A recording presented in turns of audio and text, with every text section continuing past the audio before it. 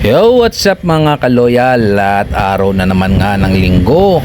Ito yung araw na kung kailan tayo ay inaasahan ni Mrs. para siya ay ihatid. Kasi nga ito yung araw ng aking day off para siya ay masamahan doon sa kampo na kung saan doon siya na duty. Dito nga pala yan sa Calamba sa Camp Macario, Sakay.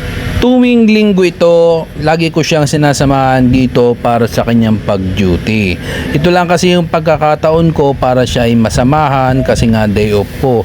Eksakto naman mga kaloyal kasi kaya naman gustong gusto ko din na siya ay samahan dito dahil dito din sa Calamba na ito ay meron akong libangan. Yung libangan ko na ito mga kaloyal, mamaya ay malalaman ninyo kung ano yun. Kasi nga mga kaloyal, dito sa kampo na to medyo talaga malapit lang, halos walking distance lang ang ating pupuntahan. Ay talaga namang ang pagkakasweet naman ay may paghalik pa bago naman umalis. Akala mo na may totoong tunay, sa totoo lang ay tunay naman talaga. Ayan na mga kaloyal, at syempre pagkatapos nating ihatid si Mrs. ay pupunta na tayo sa ating destinasyon. Ito yung sinasabi ko sa inyo na aking libangan tuwing linggo kapag maghatid ako kay Mrs. dito sa kampo dito sa Laguna.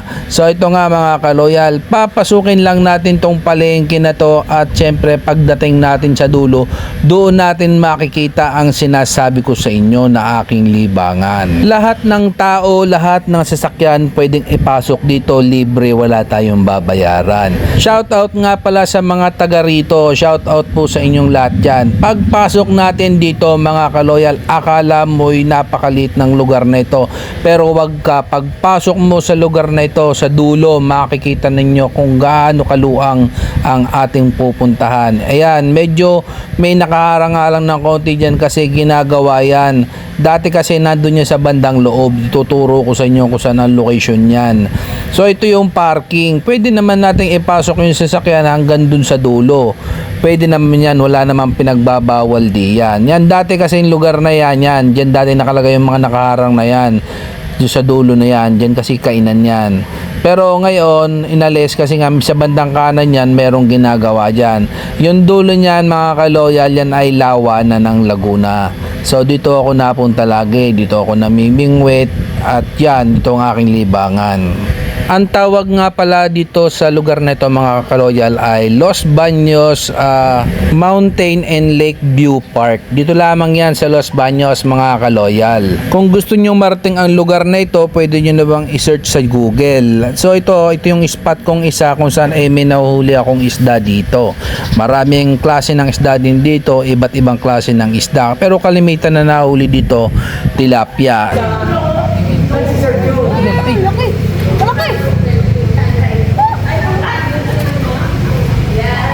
At dito nga sa part na ito ay nakahuli na tayo ng tilapia. Ito nga lang yung nakuha na natin ng video, pero mas marami na tayo na huling tilapia kanina. Good size na rin pala tong tilapia na to mga kaloyal.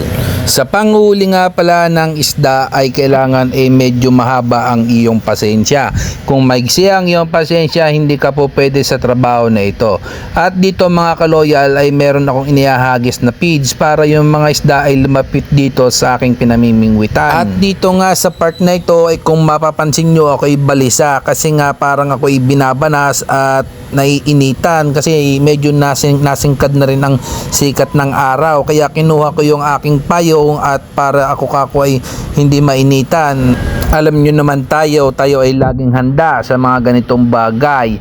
Sa ganitong pagkakataon mga kaloyal, eksakto naman nung pagkakabit ko ng payong na ito, hindi pa ako tapos magpain ay nakita ko na si Mrs. doon sa itaas. Ay nakaw aray magayakag ng poway piho. Sigurado yan, kaya ako ang ginawa ko ay di ako umakyat na rin at naglikpit na ako ng gamit. Nagtiklop na ako ng mga aking mga bingwit at iniakit lahat ng mga kailangan iakit sa sasakyan. Sa garning bisyaw, ari ang pinakamahirap ang pagkatapos ang mamingwit ay kailangan ay ligpitin lahat ang mga pinaggamitan. Talaga namang kalat sa sasakyan. Aray mga kaloyal, ang aking huli dala na rin lahat, pati ang pandaing. Ay siya, salamat to sa inyo mga kaloyal, naubos ko na naman at nasayang ang inyong 5 minuto sa panonood. Salamat po.